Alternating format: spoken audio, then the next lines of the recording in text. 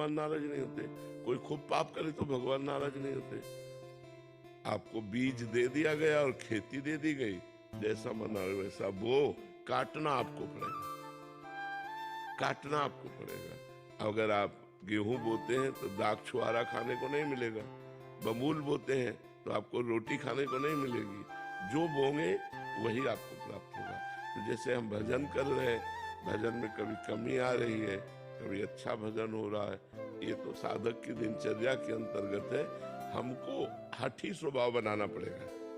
जैसे हम अपने व्यापार में अगर 500 रुपया प्रॉफिट आज की और 10 दिन लगातार 500 रुपया प्रॉफिट हुई, तो 11वें दिन 300 रुपया हमें बर्दाश्त नहीं होंगे। ऐसे ही साधक भजन का होता है कि हमारा इतना भजन चल रहा है, वो अगर कम हुआ तो बेचैन हो जाता है कि नहीं यार ये बर्दाश्त। अगर वो बर्दाश्त करना सीख गया तो विषयों में गिर जाएगा।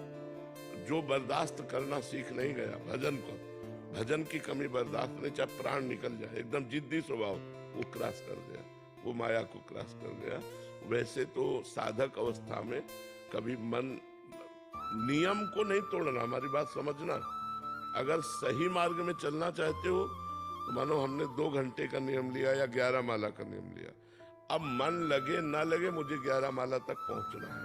कभी मन लगता है, कभी नहीं लगता है, ये मायाकृत है।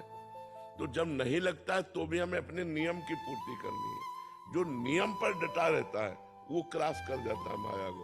और जिसका आज 20 माला जपा, 2 दिन कुछ नहीं जपा, वो माया पर विजय प्राप्त है। माया पर नियम बाई नियम कसता चला जाए अपने को जितना कसते चले जाओगे उतने आनंद का अनुभव होता जाएगा।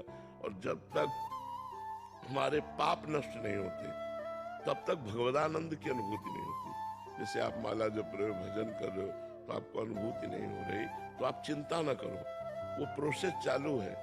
नाम आपके पूर्व जन्मों के पापों का नाश कर रहा है। और जहां नाश हुआ, एक वो ऐसा आनंद आता है कि उसकी वाणी से हम वर्णन ही नहीं कर सकते।